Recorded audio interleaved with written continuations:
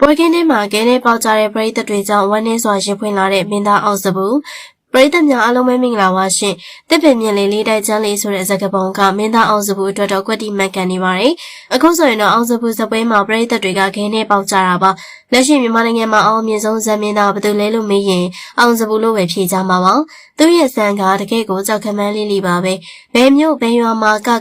မိန်းကလေးပရိသတ်တွေကတဲတဲလို့အားပေးကြသလိုတ냐ကိုသိန်းထောင်ချီဝင်ငွေကောင်းနေတဲ့မင်းသားဖြစ်ပါတယ်။ရုပ်ရှင်မင်းသားဖြစ်ပါခြေလန်းစားနေပြီဖြစ်တဲ့အောင်စပူကအနုပညာလောကမှာထိပ်ဆုံးရောက်နေပေမဲ့သူ့ရဲ့အဆက်အဖွဲကတော့ပြဿနာပေါင်း16000နဲ့နေ့စဉ်ရက်ဆက်ရင်ဆိုင်နေရပါတယ်။အခုဖြစ်စဉ်ကတော့တကယ်ကိုရင်နာစရာပါ။ဇက်ပွဲတစ်ခုမှာပရိသတ်တွေကမင်းသားအောင်စပူကိုချစ်လွန်းလို့ငွေဆက်ကိုတွေတိန်းတောင်းချပြီးတော့စုချကြပါတယ်။ပုံမှန်ဆိုရင်ဒါကဝမ်းသာစရာကိစ္စပါ။ဒါပေမဲ့လူအုပ်ကြီးဆိုတာကအမျိုးမျိုးရှိတတ်ကြပါတယ်။တချို့ကကိုမင်းသားကိုဆွကြတာကိုကြည်နူးပေမဲ့တချို့ကြတော့မနာလိုတာမျိုးဒါမှမဟုတ်နေရာလူတာမျိုးတွေဖြစ်လာတတ်ပါတယ်။ဒီလိုအားပေးမှုအရှိန်ပြင်းထန်ရာကနေအုပ်စုကွဲပြီးတော့မကျေနပ်မှုတွေဖြစ်ပေါ်လာကနောက်ဆုံးမှာတော့ပွဲကင်းထဲမှာအချင်းချင်းခဲနဲ့ပြစ်ပေါက်ကြတဲ့ဒီအခြေအနေဆိုးရွားသွားခဲ့ပါတယ်။စင်အောင်မှာပရိသတ်ချင်းချင်းခိုက်ရန်ဖြစ်သွားပြီးတော့ပြဿနာတက်ကြတဲ့အမြင်ကွင်းကိုစင်မော်ကနေမြင်တွေ့လိုက်ရတဲ့အောင်စပူကဘလောက်တောင်စိတ်ဆင်းရဲလိုက်မလဲတွေးကြည့်နိုင်ပါတယ်။သူကပရိသတ်ကိုပြောစီခြင်းလို့ကားပြနေရပါဒါပေမဲ့ပရိသတ်ကသူ့ကြောင့်ရန်ဖြစ်နေကြတာကို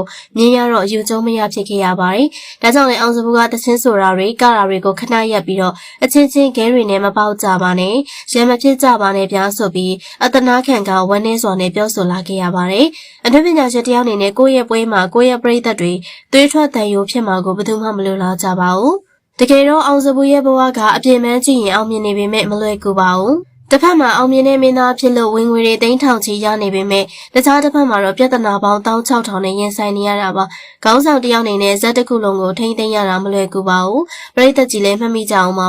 ဒီရက်ပိုင်းလေးမှာတင်အောင်စပူဇက်ဝေကလူရှင်တော်ဖြိုးဖြိုးရဲ့ပြက်လုံးတစ်ခုကြောင့်တန်ဃာတော်တွေကိုစော်ကားတယ်လို့ဖြစ်ပြီးတော့လူသိရှင်ကြားတောင်းပန်ခဲ့ရပါသေးတယ်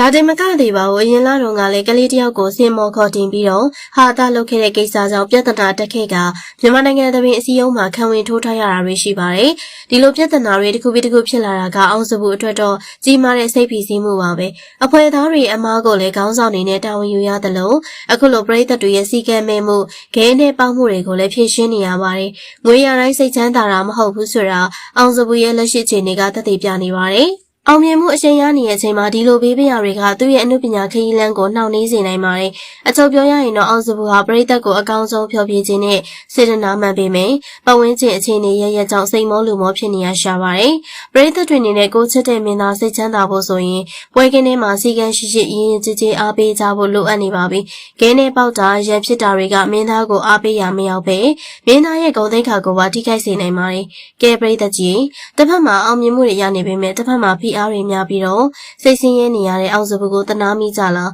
မင်းသားလုံးရတာမလွယ်ပါလားလို့ကိုချင်းစာမိကြလားအောင်စပူနဲ့သူ့ရဲ့ဇက်အဖွဲ့အတွက်အားပေးစကားလေးတွေမှတ်ချက်ပေးခဲ့ပါဦးနော်ကြည့်ရှုပေးရတဲ့အတွက်အားလုံးကိုကျေးဇူးတင်ပါတယ်ရှင်